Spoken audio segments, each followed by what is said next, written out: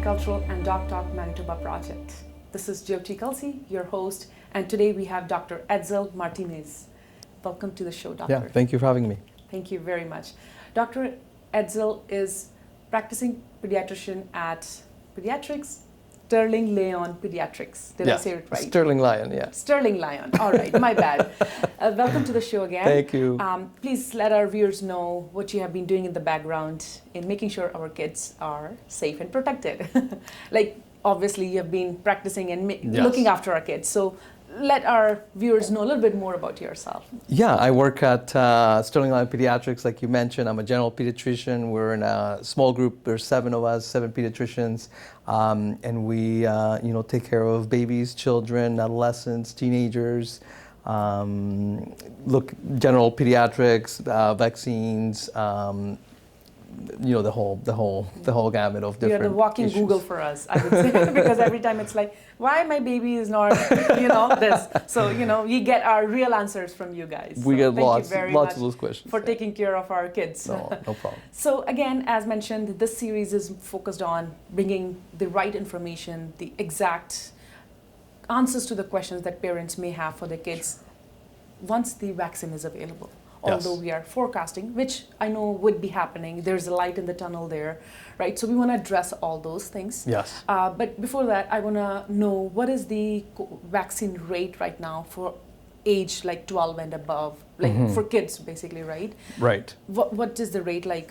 If you know the data? I had to look this up. No problem. Doctors Manitoba, I looked it up today. So as of today, it's almost 80% of eligible patients more than 12 years old are vaccinated. Okay. Of course, there's pockets where the rate is different, but as a whole, Manitobans more than 12 years and up is almost 80%.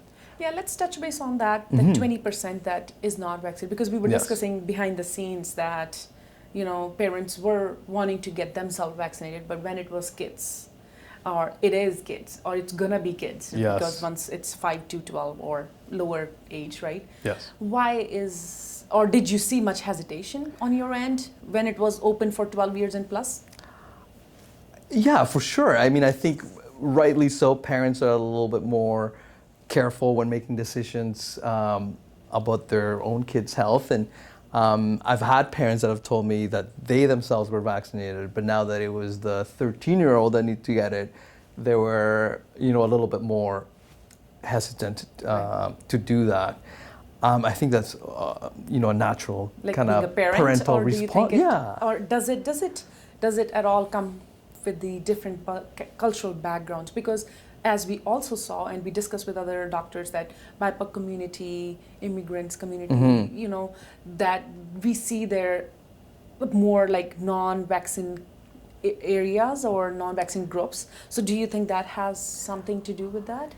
Well, I think it's multifaceted for sure. I think I'm a parent myself, so when I'm considering the health of my children, I have a higher kind of threshold for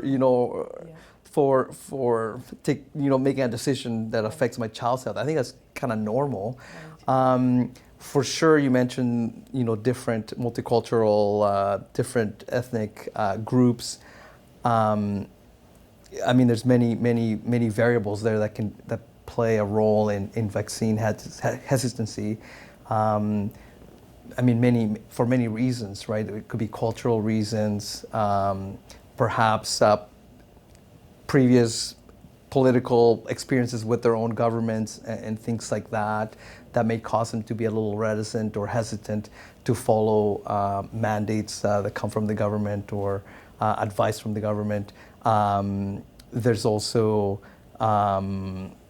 misinformation that goes around in these, or can go around in these groups. So there's a host of reasons. Access to the correct information that's in their own language, that's culturally appropriate for that group.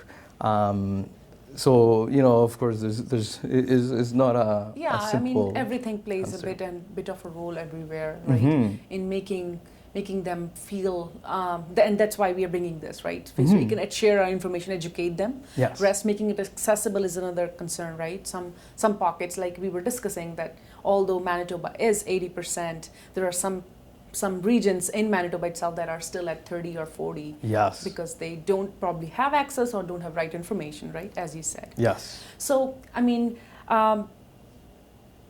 Pfizer did say recently that Yes. they're going to bring vaccine. Eventually, they're working on the data to prove it will be good for age 5 to 12, Yes.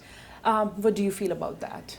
I can't wait. I can't wait. We've been waiting for this for months and months.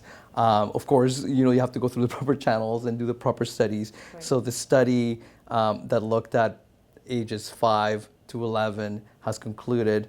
They have said that it's safe, it's effective, it's a lower dose too than for 12 and up, and it provides a robust response, immune response that's preventative against COVID. It's fantastic news. Of course, that has to be looked at and reviewed. So it's not approved yet, but it looks like this is the beginning of that process to get there. Yeah. So we're thrilled. 100%, right? And let me know if I'm like, this is beyond your expertise. Again, reason why I'm asking this question is so that parents can feel comfortable that there is being work done in the background. Like, why would you think it would take them this long time to approve for kids 5 to 12? Like, Sure, why yeah. their extra work? Sure. And reason this is they know that it's not just like, just here vaccine, right? Because that's one of the concerns you mentioned in the last episode. So fast. Is it tested properly? Is it actually safe for them, right? Yes. So what do you think would have went in the background? So when COVID first arrived and started, it became clear that it was most damaging and serious in older patients, and that children, for the most part, would experience a lower or a more mild symptomatology from the disease. And for that reason, it made sense to study the vaccine in the older population, or the population that's at risk of getting the sickest, which it was older or adults. Right. So we study in adults first, and then after that was concluded that it was safe and effective and good, then you can start studying it in younger patients, 12 and up, and now 5 and up. So in a stepwise manner. Had it been the other way around, had COVID been a disease that mostly affected children, it would have been studied in children first, and so forth. So the reason why we don't have it is because it was done in a stepwise fashion, from more likely to be sickest to the group that's less likely, which are our children. Of course, we know that children can pass it on to adults and other people who are susceptible. Right. Children themselves, rarely, but they can get very sick from it, needing hospitalization, intensive care unit, and so forth. So it is important that this population is also vaccinated. And the news that the vaccine will be available for 5 to 11 is great news. So that brings me to the question. There was a conversation when parents were wanting to have the schools open, and administration was saying no, they should be home learning. Parents were saying there are not many cases or at one point government was saying, or administration were saying there is not many cases in kids. They should go back to school because it's good for them. Yes. So I mean, do you think kids are equally prone to this? Like, I know the symptoms are mild. Symptoms are worse in older or like who are little compromised on their immune system. Yes. Do you think kids are equally prone to having and have that infection rate with COVID, or it's any different from adults? Well, we know children acquire it the same way adults would acquire it from coming into contact with a droplet from someone who has COVID, who has coughed or sneezed, either on the child or on a surface, and the child touching the surface. Is it less infectious? To be honest, I don't know that for 100%. Sure. But we know that it is less virulent or less likely to cause disease, severe disease in children. So most children will experience fever, cough, fatigue, and so forth, and it could be really mild. And thankfully, most children will recover from it. Considering their immune system is stronger, is what the reason? You know, coronaviruses, we think that, because there's other coronaviruses that are kind of cousins of COVID that have been going around for, a long time. Children commonly will get these coronaviruses and get a mild cold from it. And we think that provides some inherent immunity that they can then use to, fight this other coronavirus.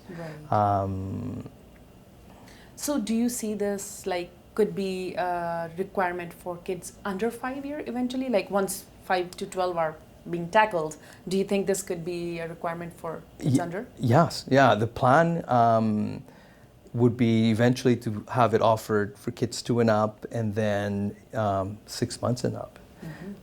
So then the babies, toddlers, children, teenagers can all be protected from this disease. Yeah, and during the process I've heard pregnant women and women who are feeding babies, they should get it so they can transfer those antibiotics to the baby. So it is basically, eventually they need it regardless, right? So you say that it's coming and we should get it, right? Definitely. So how can parents prepare themselves and their kids once they do want to go for that vaccine for the kids? Prepare themselves, or what should they be keeping in mind, and how they can prepare themselves? Sure. What to expect, we can say it like that. Yes. Yeah.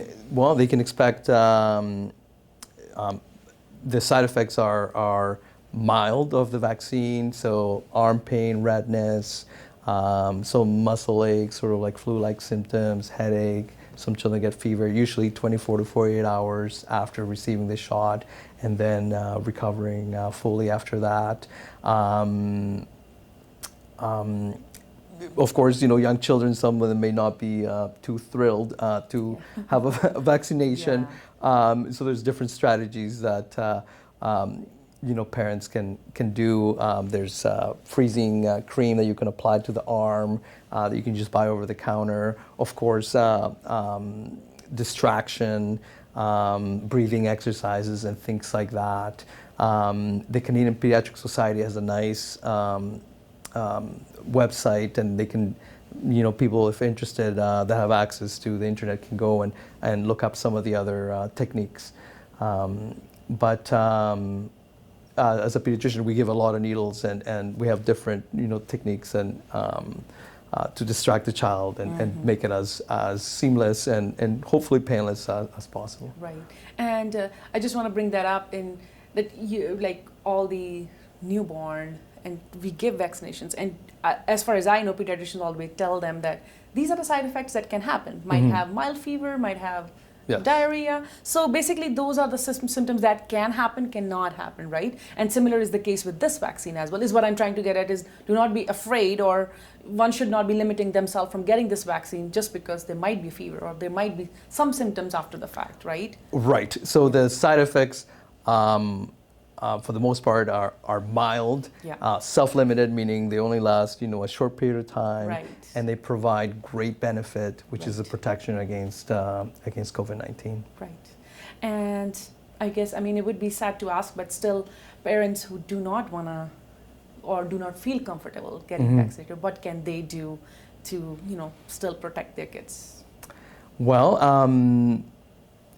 I guess first off, talk to your healthcare provider, family doctor, pediatrician about your concerns. I think one of the best things I can do when I meet someone who's hesitant is just listen. Okay, what are your concerns, and so forth, and listen to what they're saying. Most parents want to do their best. I remind myself, most parents want to do the best for their children. This is what they think is the best. Right. Let's have that conversation.